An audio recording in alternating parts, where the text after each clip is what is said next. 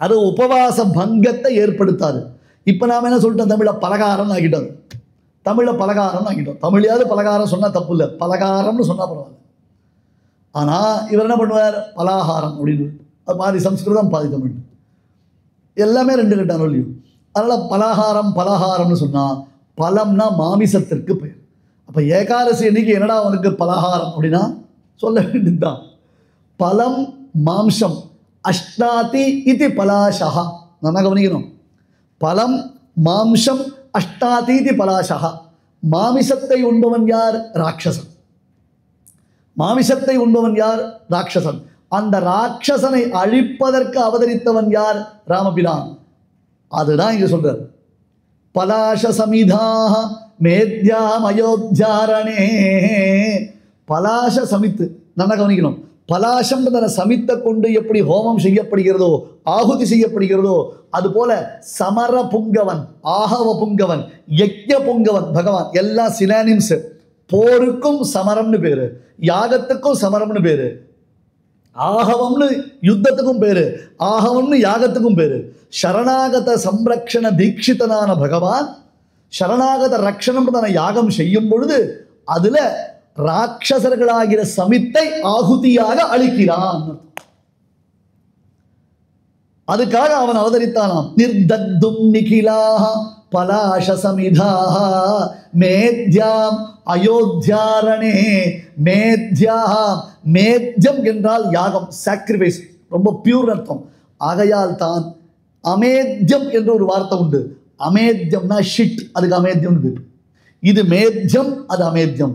எங்க ஆவிர்பவித்தான், உத்தமமான வைஷ்ணவமான அஸ்வமேத யாகத்தில் ஆவிர்பவித்தான் பகவான். இதே வார்த்தைய மறுபடியும் போஜன் விஸ்வாமித்திரர் பின்னாடி ராமன் கிளம்பும் பொழுது சொல்றான்.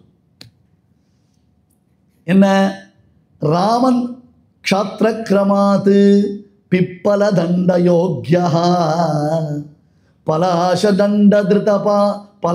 தண்டா திருத பாணிராசீத். விஸ்வாமித்திரர் ராமனை பெற்றார், அடிச்சுன்னு போகணும்னு தீர்மானம் பண்ணிட்டார். கொடு ராமனை அப்படின்னு கேட்கிறார். தசரதன் மாட்டேன்றான்.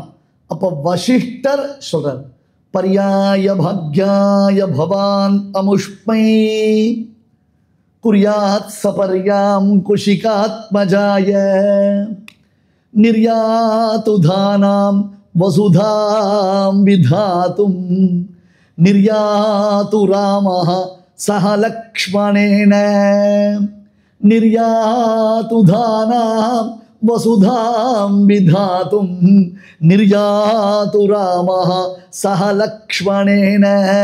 ஸ்லோகமே ஆனது. வசிஷ்டர் சொல்றார், அனுப்பு டேய் தசரதா, யோசிக்காத. நிர்யாது தானாம் வசுதாம் விதாதும். யாதுதானர்கள் என்றால் ராட்சசர்கள். உலகில் ராட்சச பூண்டை வேறறுப்பதற்காகத்தான் தற்பொழுது விஸ்வாமித்திரர் யாக சம்ரக்ஷணம் என்னும் வியாஜத்தை இட்டு ராமலக்ஷ்மணர்களை அழைக்கிறார். ஆகையால் தசரதா, வித்தவுட் எனி ஹெசிடேஷன் நீ அவன் கூட அனுப்ப. நிர்யாது ராமஹ. விஸ்வாமித்திரரே தேவலை போல இருக்கு. இந்த கூட இருக்கிற ஒரு பாப்பான், பஞ்சாங்க பாப்பான், யாரு, வசிஷ்டர். அவர் டபுள் டமாக்கா. அவன் விஸ்வாமித்திரர் கேட்டது ராமன் ஒருவனை கொடுன்னு சொன்னார். விஸ்வாமித்திரர் கேட்டது ராமன் ஒருவனை கொடுன்னு சொன்னார். ஆனா இந்த பிராமணன் என்ன பண்ணிட்டு, வசிஷ்டர், நிர்யாது ராமஹ சஹ லக்ஷ்மணேன. ஃபெஸ்டிவல் ஆஃபர், இலவச இணைப்பு, ஸ்ரீராமநவமி ஸ்பெஷல், எந்தா அனுப்பு அப்படின்ட்டு லக்ஷ்மணனையே சேர்த்து அனுப்பிட்டு. நிர்யாதுதானா வசுதாம் விதாதும்.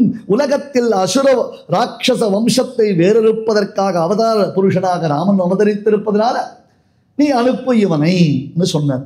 உடனே ராமன் கிளம்பினான். முன்னாடி விஸ்வாமித்திரர் போறார், பின்னாடி ராமலக்ஷ்மணர்கள் போறார். அதை கவி சொன்னான் பாரு, க்ஷாத்ர கிரமாத் பிப்பல தண்ட யோக்யா. ராமலக்ஷ்மணர்கள் க்ஷத்ரிய குழந்தைகள், பிரம்மச்சாரிகள். நாம கீழே ஒரு விஷயம் பார்த்தோம். என்னது, ஐயா, பிராமண குழந்தையா இருந்தது என்றால் அந்த பிரம்மச்சாரி அவன் கையில் பலாச தண்டத்தை ஏந்த கடவன். க்ஷத்ரிய குழந்தையா இருந்ததுன்னா பிரம்மச்சாரி அவன் அஸ்வத்த தண்டத்தை ஏந்த கடவன், அரச தண்டத்தை கையில் வச்சுக்கணும். அரசனாக இருப்பதினாலே அவன் அரச தண்டத்தை கையில் வைத்துக் கொள்ள வேண்டும். பிராமண பிரம்மச்சாரி புரஷ தண்டத்தை கையில் வைத்துக் கொள்ள வேண்டும். விஸ்வாமித்திரர் பின்னாடி போனதுனால, விஸ்வாமித்திரருடைய சம்பந்தத்தினால ராமலக்ஷ்மணர்கள் கன்வெர்ட் ஆயிட்டாங்க. ஏன்? இவரே கன்வெர்டட் பிராமணன் தானே. விஸ்வாமித்திரர் முதல்ல க்ஷத்ரியராக தானே இருந்தார், அப்புறம் தானே பிராமணராக இருந்தார். உடனே ஆரம்பிச்சிடக்கூடாது. சுவாமி தேசிகன் இதுக்கெல்லாம் அழகான சமாதானம் சாதிச்சிருக்கார். எல்லாத்தையும் all the rules are having exemptions. Exemption நீ ரூலில் கொண்டு வரக்கூடாது அப்படின்ட்டு. சில விஷயங்கள் எக்ஸப்ஷனல் கேசஸ், அதை நீ உள்ளே கொண்டு வராதேன்ட்டு. என்னடா அவன் போனா க்ஷாத்திரக்கிரமாத்து பிப்பல தண்ட யோகியா. பிப்பல்னா அரசமரம். அரசங்குச்சியை கையில் வைத்துக் கொண்டிருக்க வேண்டிய ராமலக்ஷ்மணர்கள் பலாசதண்டாதிருத்தபாணிர் ஆசித்து, பலாசதண்டமான புரசதண்டத்தை கையில் கொண்டார்கள். ஐயோ, இவர் பின்னாடி போனானே, தசரதன் நம்பி அனுப்பினானே, விஸ்வாமித்திரர் தான் கன்வெர்ட் ஆயிட்டார்னா தன்னுடைய சிஷ்யாலே கன்வெர்ட் பண்ணிட்டா போல இருக்கேன்னார். இல்லப்பா, அதான் பண்வேர்டு. இப்போ இந்த ஸ்லோகம் சொன்னோம், ராமாவதாரத்தில் சொன்ன ஸ்லோகத்தினுடைய அர்த்தத்தை மறுபடியும் கொண்டு வர வேண்டியது. பலாசதண்டா அப்படின்னு அர்த்தம்னா, பலம்னா மாம்சம், அஷ்டாதீதி பலாசா தேஷாம் தண்டா. எது? ராட்சசர்களை தண்டிப்பதற்காக ராமபிரான் விஸ்வாமித்திரர் பின்பு சென்றான் அர்த்தம். அப்படி ஒரு அர்த்தம், அற்புதம். உச்சஸ்தே கிரக பஞ்சகே சுரகுரோ சேந்தோ நவம்யாம் திதோ லக்னே கர்க்கடகே புனர்வசுயுதே மேஷம் கதே பூஷணி நிர்தக்தும் நிகிலாஹ பலாஷ சமிதாஹ மேத்யாம் அயோத்யாரணே ஆவிர்பூதமபூத பூர்வமபரம் யத்கிஞ்சித் ஏகம் மஹா. ஒரு தேஜோமயமான விசேஷமானது தசரதனுக்கு பிள்ளையாக பிறந்தது. வெங்கதிரோன் குலத்துக்கோர் விளக்காய் தோன்றி தினகர குலகமல திவாகரா திவிஷததிபதிரண சகச்சரண சதுர தசரத சரமருண விமோச்சனா. சுவாமி தேசிகன் காண்பித்தாரே, திவிஷத் அதிபதிரண சகச்சரண சதுர, திவிஷததிபதிரண சகச்சரண சதுர, இதெல்லாம் அட்ஜெக்டிவ்ஸ் ஃபார் தசரதன். திவிஷததிபதி இந்திரன் என்ன பண்ணுவான்? உடனே தசரதருக்கு அழகா ஒரு எஸ்எம்எஸ் அனுப்புவோம். இப்பெல்லாம் எஸ்எம்எஸ் அவுடேட்டட் இல்லையா? வாட்ஸ்அப் அப்படி அனுப்பணும். இன்ஸ்டாலை அனுப்பிச்சா இன்ஸ்டண்ட்டாக ரீச் ஆகும் இல்லையா? சில பேருக்கு நாம் வாட்ஸ்அப்பில் மெசேஜ் அனுப்பிச்சோன்னா ஃபோன் பண்ணி நான் உனக்கு ஒரு மெசேஜ் அனுப்பிச்சிருக்கேன் பாருன்னு சொல்லணும். அந்த மாதிரி சில சமுத்து கையில் ஃபோன் வச்சுட்டு இருக்குது. அந்த மாதிரி fight between the demons and Divine's start immediately என்று சொல்லுவான். யாரு? இந்திரன். தசரதனுக்கு மெசேஜ் அனுப்புவான். திவிஷததிபதி ரணசக சரண சதுர. அவன் யுத்தம் செய்யும் பொழுது அவனுக்கு கூட உதவி செய்யக்கூடியவன். சம்பராசுரன் முதலான பெரும் அசுரர்களை இந்திரன் வெல்வதற்கு காரணமாய் அமைந்தவன் தசரத மன்னன். அத்தனை பேரும் இருக்கு. ரணசகச்சரண சதுர தசரத. 10 டைரக்ஷன்லையும் தேரை செலுத்தக்கூடியதான வல்லமை பெற்றவன் அவன் இருந்தானா எப்பயோ சுவாமி சுனிதா வில்லியம்ஸ் அழிச்சுன்னு வந்திருப்பான். ஏன்னா அவனுக்கு தேரை ஓட்டுறதுக்கு அங்கே சாமர்த்தியம் இருந்ததுன்ட்டு. ரணசகச்சரண சதுர தசரத சரம ரிண சரம ரிண. கடைசி காலத்தில் எனக்கு யாருமே இல்லையே, என்ன பண்ண முடியும்? என்னை யார் ஆதரிப்பா? எனக்கு என்னுடைய தானே சந்ததிகளை யார் காப்பாற்றுவா? சந்ததினா பின்னாடி இல்லை, எனக்கு முன்னாடி என்னுடைய முன்னோர்கள் இருக்காளே, அந்த முன்னோர்களை நினைத்து ஒரு எள்ளும் தண்ணியை இறைக்கிறதுக்கு ஒருத்தரம் இல்லையே சுவாமி, ஒருத்தரமே இல்லையே. என்னுடைய பித்திருக்கள்லாம் சொப்பனத்தில் வந்து ஓ ஆனாடா என்னடா தசரதா இன்னும் ஒரு பிள்ளையை பெற்றுக்காமல் இருக்கியேடா, ஒரு பிள்ளை பிறக்க வேணாமாடா, இப்படி எங்களெல்லாம் நிர்கதியாக நிற்க வச்சுட்டியேடான்னு அவள் கேட்குறாளேன்னு வருத்தப்பட்டானே. சரம ரிணம். சரம ரிணம்னா கடைசியில் அவனுக்கு செய்ய வேண்டிய கர்மானுஷ்டானம். அதுக்காக தான் பும் நாம நரகாது திராயத்தே இதி புத்திரஹா. தன்னுடைய தந்தை தாய் தந்தையை புத் என்னும் நரகத்திலிருந்து ரட்சிப்பவன் இவனா அவன் புத்திரன். சரமருண விமோச்சனம். அந்த சரமருணம் அந்த அந்த ஜாயமான ஸ்திரிபுருணவா ஜாயத்தை வேதம் சொல்லித்து 3 விதமான கடன்களுடன் பிறக்கிறோம். பிராமணனுக்கு 3 விதமான கடன்கள் இருக்கு. என்ன பண்ணணும்? வேதாத்தியனம் பண்ணணும். வேதாத்தியனம் செய்வதனாலே நாம் ரிஷிகளுக்கு ஏற்பட்ட கடனை அடைக்கிறோம். பிதர்களுக்கு செய்ய வேண்டிய கர்மாக்களை செய்வதனாலே பிதர்கள் ரிணத்திலிருந்து விடுபடுகிறோம். யாக யஜ்ஞாதி காரியங்களை செய்வதனாலே தேவதைகளுக்கு பட்ட கடனில் இருந்து நாம் விடுபடுகிறோம். இந்த 3 விதமான கடன் இருக்கு. அப்ப பிதர்கள் கடன் சரம ரிணம், அதான் கடைசி. அதிலிருந்து விடுபட்டான் தசரதன். யாரால? ராமபிரானுடைய உத்தமமான அவதாரத்தினால. சரம ரிண விமோச்சனா. அந்த கடன்களில் இருந்து நம் கடன்கள் கழற்றிய பண்ணமரும் தமிழ் வேதம் அறிந்த பகவர்களே. சுவாமி தேசிகன் சாதிப்பார், நமக்கு எல்லா கடன்களையும் தள்ளுபடி பண்ணிட்டார். கேன்சலேஷன் பண்ணக்கூடியவர்கள் யார்? நம்முடைய ஆச்சாரியர்கள் என்று சாதிப்பார். அதை எடுத்து காண்பிப்பார். அத்தகைய ஒரு தேஜோ புஞ்சமாக பகவான் பிறந்தான். அவன் யாருன்னு? அனர்கராகவம்னு ஒரு நாடகம். அனர்கராகவம், குற்றமற்ற ராமபிரான். நேற்றைய தினம் பவபூதி ராமபிரான் மீது குற்றம் சுமத்தினான் என்று லவகுஷர்கள் வாக்கியத்தின் வாயிலாக பார்த்தோம் அல்லவா?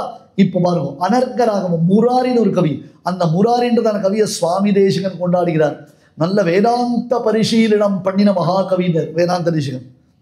எங்கேயாரோ ஒருத்தர் இன்னொருத்தர் ஒத்துப்பாடா? ஒரே ஃபீல்டில் இருக்கிறவா, அவன் என்னையா பாடுறான், அவன் என்னையா உபன்யாசம் பண்ணுறான், அவன் என்னையா நடிக்கிறான், ஒரே ஃபீல்டில் இருக்கிறவா ஒத்துப்பாடா? தேசிகன் முராரியை கோட் பண்றார். விரோத பரிகாரம் என்பதான ஒரு நூல். விரோத பரிகாரம் என்ன? எதுக்கெடுத்தாலும் சந்தேகம் சார். சக்தி விகடன்லேயே எல்லாத்துக்கும் ஆன்சர் பண்ணிட முடியாது.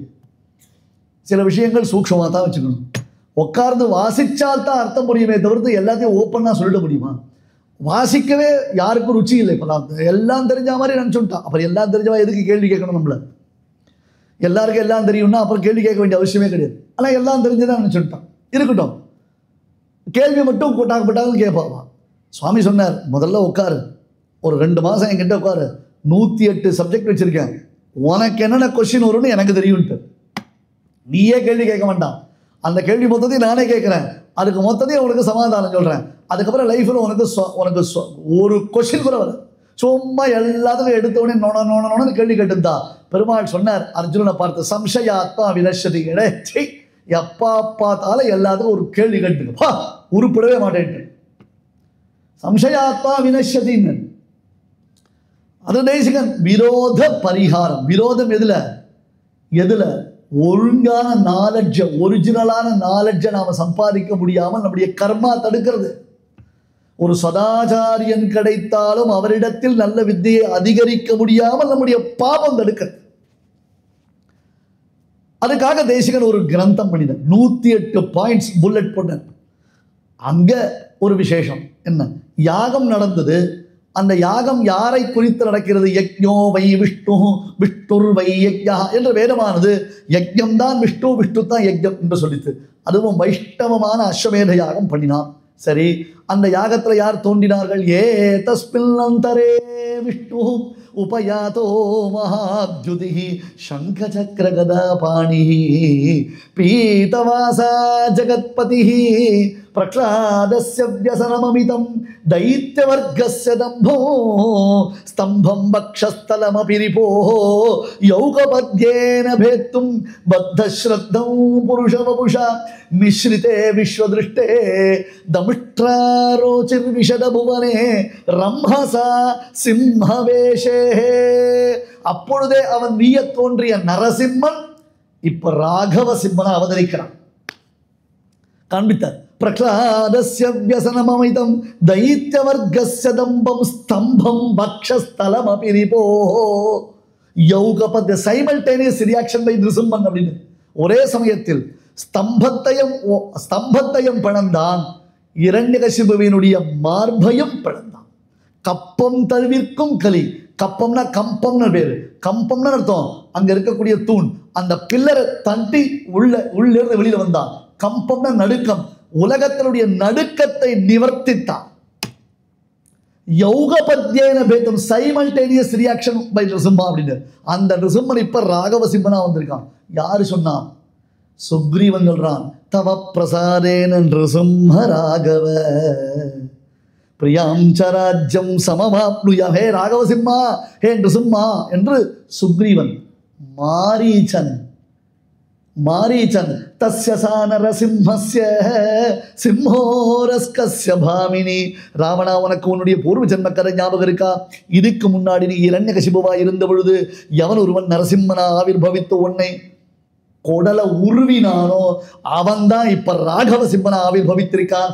அவனுடைய மனைவி பிராட்டி அங்க போய் வாழ ஆற்றணும்னு ஆசைப்படுறியடா அப்படின்னு சொன்னான். ஹனுமான் சீதாதேவியை ஆறுதல் படுத்தும் பொழுது நீ ஒன்றும் கவலைப்படாதீங்கம்மா, உட்காந்துன்று வெயிட் பண்ணிட்டு அப்படியே வாசலை பார்த்துன்றது. மம பிருஷ்டகதோ வீரோ நிருசிம்மௌ ஆகமிஷ்யதா, என் தோல்ல 2 சிங்கமா ராகவனும் லக்ஷ்மணனும் வாரா போறா பாரு, இந்த ராவணனை கிள்ளிக்களைய போகிறார் பாருன்னு காமிச்சான். ராமாயணம் முழுக்க நிருசிம்மாவிர்பாவத்தை காண்பித்ததினால்தான் கம்பன் என்று பெயர் பெற்ற நிருசிம்ம பக்தன், கம்பத்திலிருந்து பிறந்த தெய்வம் கம்பன், அவன் பெயரை தனக்கு சூட்டிக் கொண்டு நிருசிம்ம பக்தனான கம்பன் விபீஷண சரணாகதியில் ஹிரண்யவதை படலத்தை பாடினான். அந்த விசேஷத்தை பாடினான். பிரக்லாதஸ்ய வியசனமமிதம் தைத்யவர்கஸ்ய தம்பம் ஸ்தம்பம் பக்ஷஸ்தலமபி ரிபோஹோ யௌகபத்யேன பேத்தும்.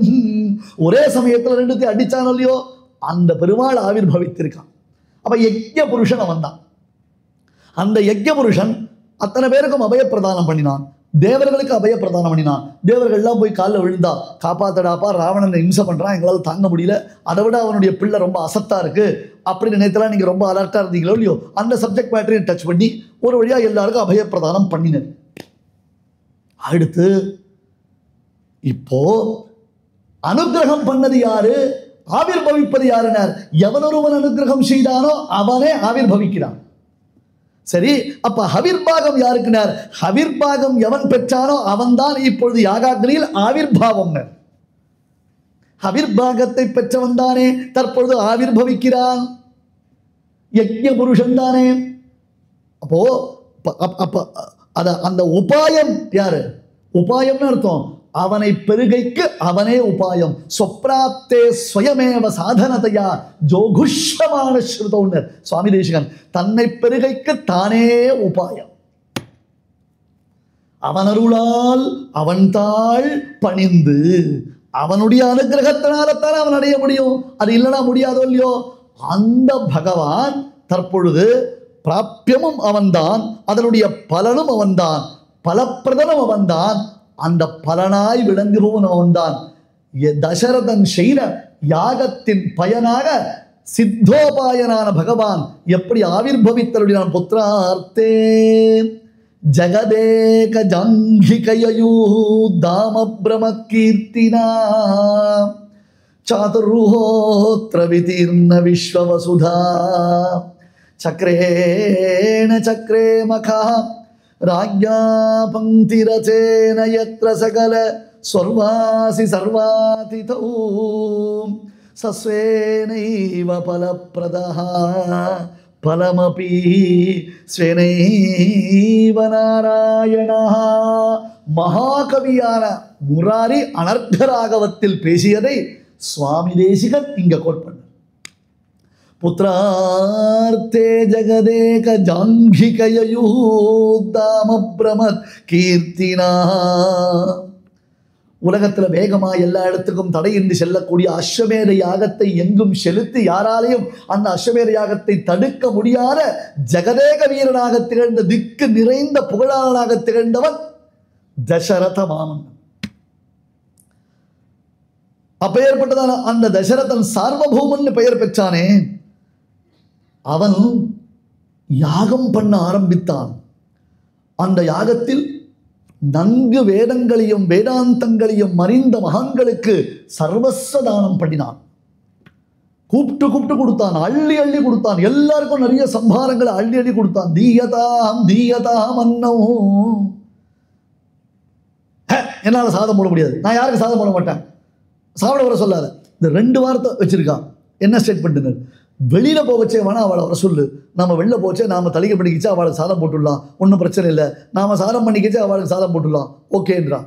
சரி அப்படின்னா அங்க வெளியில வரைச்சே அவள் அழிச்சு வந்து வச்சுக்கோ.